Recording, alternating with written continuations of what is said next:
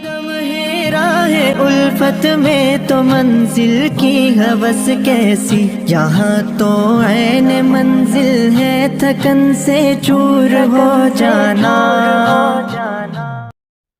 अल्हम्दुलिल्लाहि रब्बिल आलमीन वस्सलातु वस्सलामु अला सय्यिदिल मुरसलीन व अला आलिहि व अस्हाबिहि अजमईन।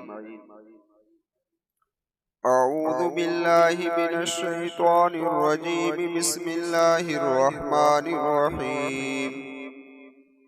अलम नशरह लक सदरक व वज़अना अन्का विज़रक अल्लज़ी अनक़ज़ ज़हरक व रफ़अना लक ज़िक्रक।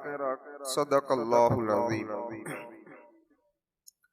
मुअज़्ज़ज़ सामीन किराम और पर्दा नशीन ख़वातीन, गुज़श्ता मजलिस के अंदर आप हज़रात के सामने ये बात अर्ज़ की गई थी कि बाद मुफ़स्सिरीन ने फरमाया कि यहाँ शर सद्र से मुराद शक सद्र है कि आकाए मक्की व मदनी मोहम्मद रसूलुल्लाह सल्लल्लाहु अलैहि वसल्लम के सीना को चीरा गया था और पाक व साफ किया गया था। लेकिन बाद मुफस्सिरीन फरमाते हैं कि इस जगह में शर सद्र से मुराद आपके सीने को खोलना मुराद है। मकसद क्या कि मेरे महबूब सल्लल्लाहु अलैहि वसल्लम हमने आपके सीने को खोला और उलूम और माआरिफ को उसके अंदर उतारा और रिसालत के फराइद रिसालत की जो जिम्मेदारी आप पर रखी गई है उसकी सलाहियत हमने आपके अंदर रखी। और इसी तरीके से इस रिसालत की जो जिम्मेदारी यानी फराइद रिसालत की जिम्मेदारी में जो मुश्किलात आ रही, जो मुश्किलात आए, उस मुश्किलात को बर्दाश्त करने की सलाहियत हमने आपके अंदर रखी। और साथ साथ के अंदर हमने आपको एक अजीम हौसला अता फरमाया। तो मुफस्सिरीन फरमाते हैं कि शर सद्र से ये मुराद है। देखिए, इसी उलूम और माआरिफ का नतीजा था कि अल्लाह के महबूब सल्लल्लाहु अलैहि वसल्लम को वो इल्म और वो हिकमत दी गई कि ज़माने से बड़े अकल वाले आपके इल्म और हिकमत को न पहुंच सके। उसी इल्म और माआरिफ का नतीजा था कि अल्लाह के महबूब सल्लल्लाहु अलैहि वसल्लम मखलूक की तरफ तवज्जो कर रहे हैं, लेकिन खालिक की तरफ तवज्जो करने में मखलूक की तवज्जो कहीं रुकावट नहीं बन रही है, कहीं डिस्टर्ब कर रही नहीं कर रही है। ये सारा के सारा ये उलूम और माआरिफ का नतीजा था जो अल्लाह तबारक व तआला ने अल्लाह के महबूब सल्लल्लाहु अलैहि वसल्लम को अता फरमाया। कुछ चीजें ऐसी होती है कि अल्लाह तबारक व तआला अपने महबूब को अता किया करते हैं। इसीलिए मुफस्सिरीन फरमाते हैं कि इस सूरत के अंदर तीन चीजें अल्लाह तबारक व तआला ने अल्लाह के महबूब सल्लल्लाहु अलैहि वसल्लम को बगैर मांगे अता फरमाई। एक, सीना का कुशादा कर देना। दूसरा, वज़अना अन्का विज़रक अल्लज़ी अनक़ज़ ज़हरक। और तीसरा, वरफ़अना लक ज़िक्रक।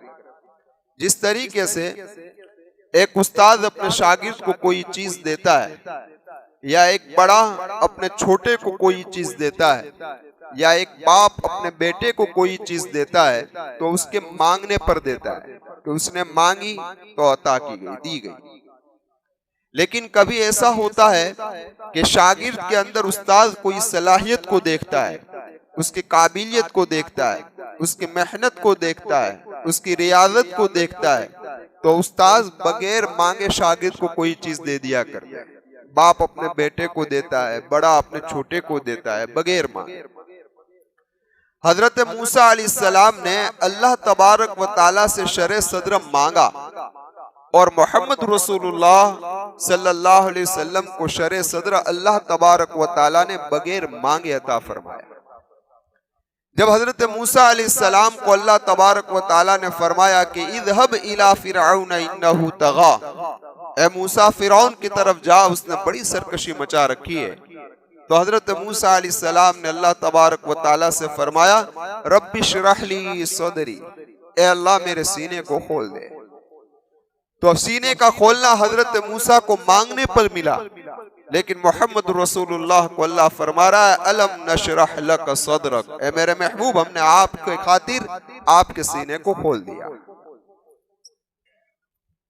इसी तरीके से इसी सीने के खोलने के अंदर अजीम हौसला, कि हमने आपको अजीम हौसला अता फरमाया। जिस तरीके से हजरत मूसा का मुकाबला उस वक्त के फिरौन से था, और फिरौन से मुकाबला कोई आसान मुकाबला नहीं था, इसलिए हजरत मूसा शरे सदर मांग रहे हैं ताकि अजीम हौसला मुझे मिल जाए। बात साफ है कि जिस आदमी से जो काम लेना होता है उस आदमी में एक बड़ा हौसला भी होना चाहिए उस काम के अदा करने का और उस काम के अंजाम देने का। अगर उसके अंदर यह हौसला नहीं है तो यह आदमी वो काम नहीं कर सकता, है ना। कॉन्फिडेंस तो चाहिए ना, बगैर कॉन्फिडेंस से तो कुछ नहीं होता। तो हजरत मूसा अलैहिस्सलाम ने अजीम हौसला अल्लाह से मांगा कि अल्लाह फिरौन से मुकाबला है और फिरौन के दरबार में जाना है। तो अल्लाह तबारक व ताला ने हजरत मूसा की दरख्वास्त को कबूल कर कर उन्हें शर सद्र नसीब फरमाया। तो मेरे महबूब का मुकाबला उस जमाने के फिरौनों से था, और ये भी कोई मामूली फिरौन नहीं थे। एक अंदरूनी फिरौन था, एक बैरूनी फिरौन थे। इन सारे फिरौनों से मेरे महबूब का मुकाबला था। तो अल्लाह तबारक व ताला ने यह अजीम हौसला मोहम्मद रसूलुल्लाह को भी अता फरमाया और कहा कि अलम नशरह लक सदरक, ए मेरे महबूब हमने आपके खातिर आपके सीने को खोल दिया। अब एक सवाल ये पैदा होता है यहाँ पर कि अल्लाह ने सीने के खोलने का तस्कीरा फरमाया, दिल के खोलने का तस्कीरा नहीं फरमाया कि हम आपके दिल को खोल दें। मुफस्सिरीन फरमाते हैं कि सीने के अंदर दिल होता है। दिल कहाँ होता है भाई? सीने के अंदर। तो पता चला कि ये सीना कीला है और दिल तो उसके अंदर रखी हुई एक चीज है। जब अल्लाह ने इस कीले को ही महफूज कर लिया तो दिल तो खुद ब खुद महफूज हो गया। मिसाल के तौर पर एक शहर है और इस शहर के अंदर एक मखसूस घर है और इस मखसूस घर की हिफाजत मकसूद है, तो पूरे शहर की हिफाजत कर ली जाए तो खुद ब खुद इस मकान की भी हिफाजत हो ही जाएगी। तो अल्लाह तबारक व ताला ने मेरे आका व मौला मोहम्मद रसूलुल्लाह सल्लल्लाहु अलैहि वसल्लम को के सीने को ही महफूज कर लिया ताकि दिल खुद ब खुद क्या हो जाए? महफूज हो जाए। अब आइए कुछ रिवायत की तरफ चलते हैं जो हजरत अब्दुल्ला बिन मसूद रज़ी अल्लाह ताला अन्हु से मरवी है। हजरत अब्दुल्ला बिन मसूद रज़ी अल्लाह ताला अन्हु फरमाते कि तला रसूलुल्लाह सल्लल्लाहु अलैहि वसल्लम, कि अल्लाह के महबूब सल्लल्लाहु अलैहि वसल्लम ने कुरान करीम की एक आयत करीमा तिलावत फरमाई, फमन युरिदिल्लाहु अन यहदियहु यशरह सदरहु लिल इस्लाम, कि अल्लाह तबारक व ताला जिसके साथ खैर का मामला चाहता है, खास किस्म की खैर का इरादा करता है अल्लाह, तो उसके सीने को इस्लाम के लिए खोल देता है। क्या कर देता है भाई? फरमाओ क्या कर? इस्लाम के लिए खोल देता है। अब जरा अंदाजा लगाओ इस्लाम के लिए खोलने का क्या मतलब? इस्लाम के लिए खोलने का ये मतलब है कि इस्लाम के अहकामात पर अमल करना उसके लिए आसान हो जाता है। जो अल्लाह किसी के सीने को खोलता है तो इस्लाम पर अमल करना क्या हो जाता है? आसान हो जाता है। और इस अमल करने पर जितनी रुकावटें आती है और जितनी तकलीफें आती है, जितनी मुसीबतें झेलनी पड़ती है, ये सारी के सारी उसको मीठी लगती है, कड़वी नहीं लगती। समझ में आई बात? फिर कोई चीज, रोजा रखना, ज़कात देना, हज करना मुश्किल नहीं लगती, सब आसान हो जाता है उसके लिए। अल्लाह ने उसके सीने को खोल दिया। हजरत अब्दुल्ला बिन मसूद रज़ी अल्लाह ताला अन्हु फरमाते हैं कि मेरे महबूब ने फरमाया कि अल्लाह एक नूर को उसके सीने में दाखिल करता है और ये नूर ईमान का नूर होता है, जिसकी वजह से उसका सीना खुल जाता है।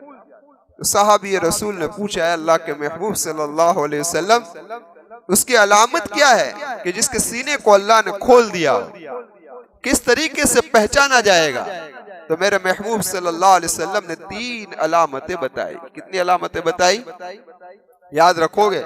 हाँ हाँ। फरमाया पहली अलामत यह है अत्तजाफी अन दारिल गुरूर। पहली अलामत कि अल्लाह तबारक व ताला दारे गुरूर से क्या मुराद है? ये दुनिया, कि अल्लाह तबारक व ताला दुनिया से उसको दूर कर देंगे। दुनिया से दूर करने का क्या मतलब?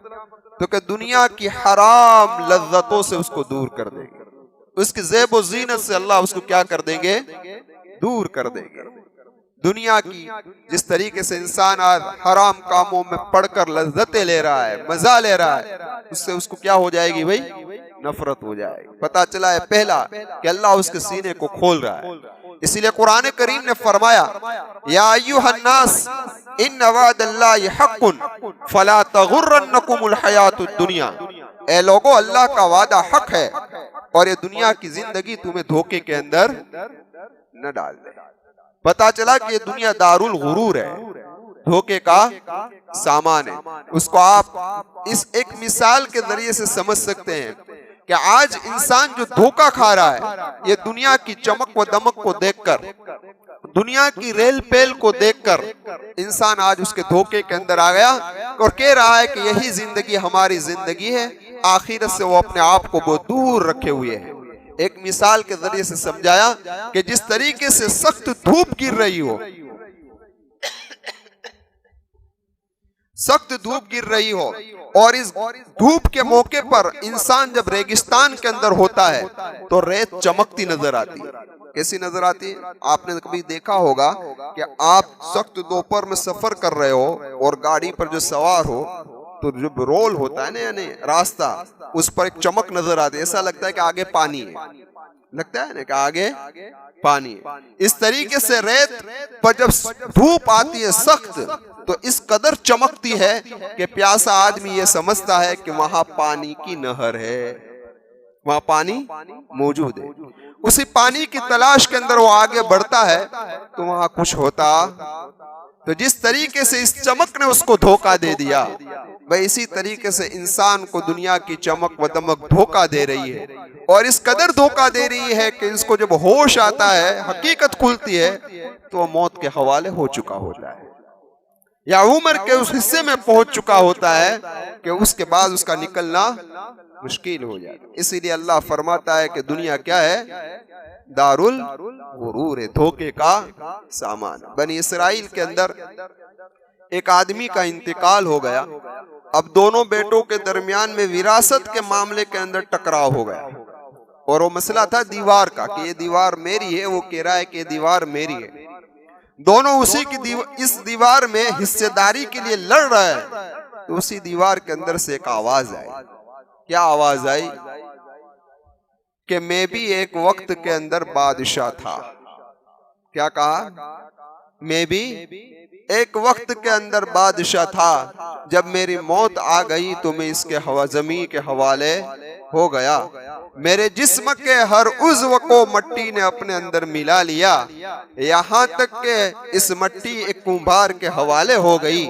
उस कुम्हार ने मुझे एक ठेकड़ी बना ली, और ये ठेकड़ी कुछ अरसे तक रही, और उसके बाद उसको भी तोड़ फोड़ दिया गया। फिर ये मेरी मट्टी फिर इस दूसरी मट्टियों के साथ मिल गई। तो आया कोई आदमी और मुझे ईंट बना गया, और यही ईंट इस दीवार के अंदर मौजूद है। यही ईंट इस दीवार के अंदर मौजूद है। यानी तुम जिस दुनिया के लिए लड़ रहे हो, जिस दीवार के लिए लड़ रहे हो कि मेरी है मेरी है, मैं उसी के अंदर हूं। मैं भी एक वक्त में बादशाह था। तो लड़ना छोड़ो, झगड़ना छोड़ो, और दुनिया के धोखे में मत आओ। तो आकाए मक्की व मदनी मोहम्मद रसूलुल्लाह सल्लल्लाहु अलैहि वसल्लम ने फरमाया पहली अलामत तो ये है। क्या होगा भाई? कि इंसान दुनिया की हराम लज्जतों को छोड़ देगा। समझ लो कि उसके अंदर कुछ आ रहा है। दूसरी अलामत क्या फरमाई? वल इनाबतु इला दारिल खुल्द, हमेशगी के घर की तरफ वो रुजू करेगा, यानी आखिरत की फिक्र उसको सवार हो जाएगी। आखिरत की फिक्र किस तरीके से आएगी? हाँ, ये मेरा कीमती वक्त और मेरा कीमती वक्त और ये मेरा कीमती माल, इन दोनों के जरिए से मैं अपनी आखिरत को कैसे संवारूं, उसकी फिक्र उसके अंदर आ जाएगी। अब देखो, मैं आपको 2-3 नमूने देता हूं। आखिरत की फिक्र जब आएगी इंसान में, तो इंसान मेरे आका की उस रिवायत को देखेगा कि मेरे महबूब ने फरमाया कि रमजान के अंदर एक फर्ज अदा करेगा तो कितने फर्जों का सवाब। तो कि भाई हिसाब किताब बढ़ गया ना, चलो जल्दी आगे बढ़ो। एक नफल अदा करेगा तो कितना सवाब, फर्ज के बराबर, तो फिर नवाफिल का भी एहतमाम करेगा। फिर फरमाया कि कुरान अगर खुद पढ़ रहा है, बगैर वुजू के पढ़ रहा है तो इतना सवाब, वुजू के साथ पढ़ रहा है तो इतना सवाब, देखकर पढ़ रहा है तो इतना सवाब, मुंह पर पढ़ रहा है तो इतना सवाब, और सबसे ज्यादा सवाब नमाज की हालत में पढ़ने पर। किस पर? हाँ, तो फिर लंबी लंबी रकातें भी करेगा कि नेकियां जल्दी इकट्ठा करो, इन्ना आतेना और कुल अल्लाह उसे जान नहीं छुड़ाएगा। समझ में आई बात? फिर लंबी किरातें करेगा कि सवाब बढ़ रहा है। और फरमाया कि इमाम के पीछे अगर कुरान को सुन रहा है तो उसका सवाब बढ़ जाता है ना, तो फिर तकबीर उला का एहतमाम करेगा कि भाई, वरना तो चलो अभी तो नमाज खड़ी हुई ने, 4 रकात पढ़ेंगे, 10 मिनट लगेगी, पहुंच जाएंगे, जमात तो मिल जाएगी, आखिरी रकात में भी पहुंच जाएंगे। समझ में आई बात? लेकिन जब इंसान के दिल के अंदर आखिरत की फिक्र आएगी तो यह समझेगा कि नहीं नहीं, पहले तकबीर उला से ही पहुंचना है ताकि सवाब कुछ मिल जाए ज्यादा। तो फरमाया कि जिसके दिल के अंदर आखिरत की फिक्र पैदा हो जाए तो समझ लो कि उसके अंदर अल्लाह तबारक व तआला उसके सीने को क्या कर रहे हैं, खोल रहे हैं। तो दूसरी अलामत क्या हुई भाई? वल इनाबतु इला दारिल खुल्द। और तीसरी फरमाई वल इस्तिदादु लिल मौत कब्ल नुज़ूलिही, कि मौत से पहले वो मौत की तैयारी करने लगेगा। ये असल चीज है, मौत से पहले मौत की तैयारी कर लेना, ये असल चीज है। हजरत जुनैद बगदादी रहमतुल्लाह अलैह की मौत का वक्त करीब आया तो आप कुरान करीम की तिलावत के अंदर लग गए। तो साथ में जो लोग खड़े थे उन्होंने कहा, हजरत पूरी जिंदगी तो तिलावत करते रहे, अब तो अपनी जान पर रहम कीजिए, अभी आप इतनी मशक्कत में हो, इतनी तकलीफ में हो और ऐसे मौके भी तिलावत कर रहे हो। तो हजरत ने क्या फरमाया कि यही वक्त है कि जिसमें ज्यादा तिलावत की जाए, कि यही मेरी असल वक्त है। क्या है? इसमें मैं ज्यादा मोहताज हूं तिलावत कुरान का। इसलिए फरमाया, लोगों तुम हट जाओ, क्या धोखा दे रहे हो मुझे, ये वक्त तो असल वक्त है, मैं इसी का मोहताज हूं, क्योंकि इंसान का एतबार खात्मे पर होता है। इसलिए इंसान को चाहिए कि उसका खात्मा बेहतर से बेहतर अमल पर हो। हाँ, वरना अगर बुरे अमल पर इंसान का खात्मा हो गया तो उसके आखिरत की जिंदगी क्या हो जाएगी भाई? मरने को तो सब मरेंगे, मरने को तो कोई बचने वाला है नहीं, मरने को तो सब मरेंगे, लेकिन किस हाल में मरा और क्या लेकर मरा वो देखना है। इसीलिए मैंने जुमा के बयान में यह कहा था कि कुछ चीजें ऐसी हैं कि जिसकी वजह से इंसान को आखिरी वक्त के अंदर कलीमा नसीब नहीं होता। उनमें से एक ये थी कि इंसान शरीयत के अहकामात को बोझ समझे, ज़कात को बोझ समझ रहा है, रोजे को बोझ समझ रहा है, जितने अहकामात है उसको बोझ समझे, मौत के वक्त उसको कलीमा नसीब नहीं हो सकता। दूसरा यही फरमाया कि इंसान के दिल से उसके खात्मे का डर निकल जाए तो भी उसके ईमान का खतरा है।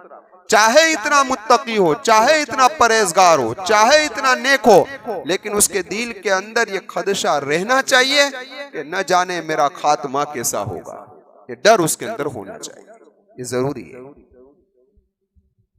इसीलिए किसी अल्लाह वाले के पास एक आदमी आया और कहने लगा अल्लाह वाले से, हजरत दुआ फरमा दीजिए कि अल्लाह गुनाह से हिफाजत फरमा ले। तो क्या कहा, तुझे गुनाह की पड़ी, यहाँ ईमान के लाले, यहाँ ईमान के लाले हैं। गुनाह तो अल्लाह अपनी रहमत से माफ भी कर देगा, लेकिन बगैर ईमान के चले गए तो मामला खराब हो जाएगा। बगैर ईमान के इस दुनिया से चले गए तो मामला क्या हो जाएगा, बहुत ही खराब हो जाएगा। इसलिए मेरा और आपका ईमान किस तरीके से महफूज रहे, अल्लाह मुझे भी फिक्र अता फरमाए, हम तमाम को फिक्र अता फरमाए। तो मैं अर्ज कर रहा था कि मरना तो भाई किसको है, सबको है, लेकिन किस हाल में मरा और क्या लेकर मरा, ये असल चीज है।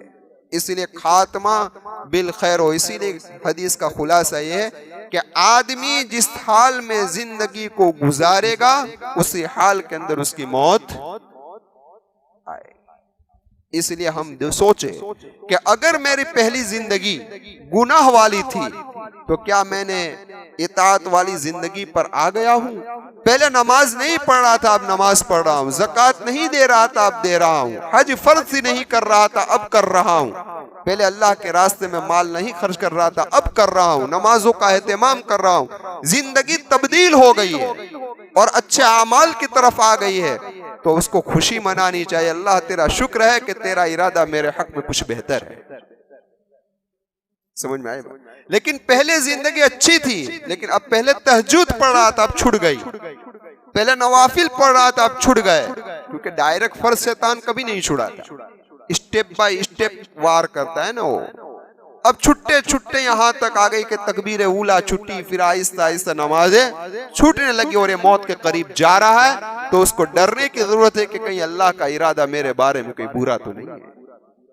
खात्मा बिशर का तो मैं निशाना नहीं बन रहा हूं।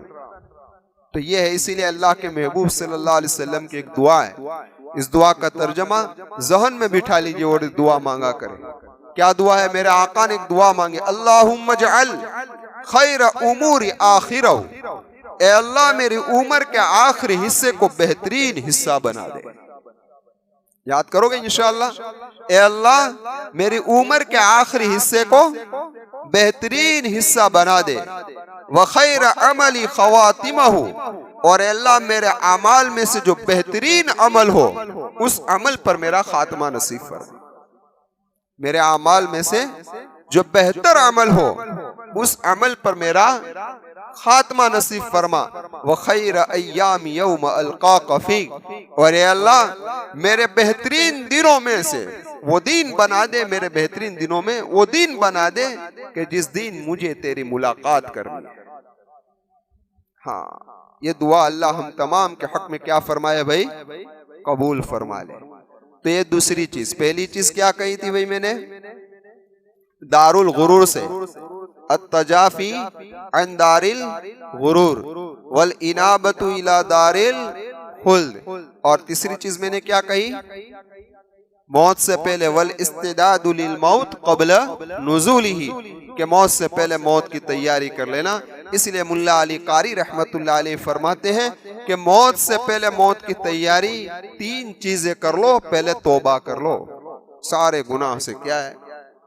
तौबा कर। तौबा का हुक्म खास तौर पर दिया गया है, क्योंकि जब बंदा एक गुनाह करता है दिल सियाह हो जाता है, दूसरा करता है सियाह हो जाता है, यहाँ तक नौबत आ जाती है कि पूरा दिल क्या हो जाता है? सियाह हो जाता है। तो आखिर नतीजा क्या निकलता है? ऐसा भी हो सकता है कि ईमान से हाथ धो बैठे। इसलिए तौबा का खास हुक्म दिया कि तौबा करो। गुनाह हो जाना ये तो बशरी तकाज़ा है, हो गया, लेकिन उस पर डटे ना रहो, फौरन तौबा कर लो। दूसरा, अल्लाह के अहकामात को बजाने में जल्दी करो। और तीसरा, अल्लाह तबारक व तआला ने जो ताकत दी है, जो कुव्वत दी है, उसको अल्लाह की इताअत में लगाने की कोशिश करो। ये 3 काम करेंगे इंशाअल्लाह अल्लाह तबारक व तआला मौत से पहले मौत की तैयारी नसीब फरमा देंगे। इसीलिए हजरत लुकमान अलैहिस्सलाम लुकमान फरमाते हैं कि मैंने 4000 अंबिया की मुलाकात की। कितने? 4000 अंबिया की मुलाकात की। इन 4000 अंबिया में 4 चीज मुश्तरक पाई, सेम। इनमें से पहली चीज, इसमें से 2 करने के काम है और 2 न करने के काम है। 2 जो करने के काम है उनमें से एक है अल्लाह की याद सब, और दूसरा मौत की याद। ये करने के काम है। और जो 2 न करने के काम है वो ये है कि नेकी कर कर भूल जाओ। हाँ, बहुत फोकियाते मत मारोगे, ये करा वो करा, नेकी करके भूल जाओ। और किसी पर एहसान किया है तो एहसान करके भूल जाओ। जतलाना नहीं है कि तारा पर मारा घड़ा एहसान छे, मैं तारो आम करिया तूने आ कर दी, ओलू कर दी। एहसान करके क्या कर दो? भूल जाओ। इसीलिए सुफियान सौरी रहमतुल्लाह अलैह फरमाते, राबिया बिसरिया का तो अजीब हाल था, वो तो अल्लाह से सोती कम थी, जागती ही ज्यादा थी, इबादत ही के अंदर वक्त गुजारती थी। किसी ने पूछा राबिया से, राबिया बहुत कम सोते हो? तो कहने लगे कि सोने की हालत में अगर मौत आ गई तो कलीमा नसीब नहीं होगा। हाँ, ला इलाहा इल्लल्लाह मुहम्मदुर रसूलुल्लाह सल्लल्लाहु अलैहि वसल्लम। समझ में आई बात? हज़रत सुफियान सौरी रहमतुल्लाह अलैह फरमाते हैं कि मैं मौत से इस कदर तैयार हूं कि बस इंतजार में हूं, आ जाए तो मैं जाने के लिए तैयार हूं, कोई रुकावट। तो आदमी अपने आप को इस कदर तैयार रखे, तो ये है मौत से पहले मौत की तैयारी। तो अलगर्द शरह सद्र अल्लाह जिसे नसीब फरमा देता है, उसके अंदर ये तीन अलामतें आ जाती है। अल्लाह मुझे भी शरह सद्र नसीब फरमाए, हम तमाम को शरह सद्र नसीब फरमाए और इस्लाम के अहकामात पर चलना आसान फरमाए। इंशाअल्लाह आइंदा मजलिस के अंदर ये पूरी सूरत की तशरीह पेश करूँगा। व आखिरु दावाना अनिल हम्दुलिल्लाहि रब्बिल आलमीन। अल्लाहुम्मा लकल हम्दु शुक्रा व लकल मन्नु फज़ला। अल्लाहुम्मा लकल हम्दु कमा अंत अहलु फसल्ली व सल्लिम अला मुहम्मदिन कमा अंत अहलु वफ़अल बिना कमा अंत अहलु फ़इन्नका अहलुत तक़वा व अहलुल मग़फ़िरा। या अहद समदल्लज़ी लम यलिद व लम यूलद व लम यकुल लहू कुफ़ुवन अहद। या अल्लाह या अल्लाह या अल्लाह, ला इलाहा इल्ला अंत सुब्हानक इन्नी कुन्तु मिनज़ ज़ालिमीन। रब्बना ज़लमना अनफुसना व इल्लम तग़फ़िर लना व तरहमना लनकूनन्न मिनल ख़ासिरीन। रब्बना आतिना फ़िद दुनिया हसना व फ़िल आखिरति हसना व क़िना अज़ाबन्नार।